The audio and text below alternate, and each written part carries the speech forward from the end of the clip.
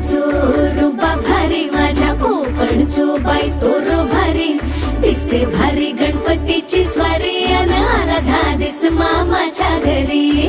मालवण चिपळूण सावंतवाडी, माझ्या कोकण गावांचो दिमाग भारी, दिसते भारी गणपतीची स्वारी, माझ्या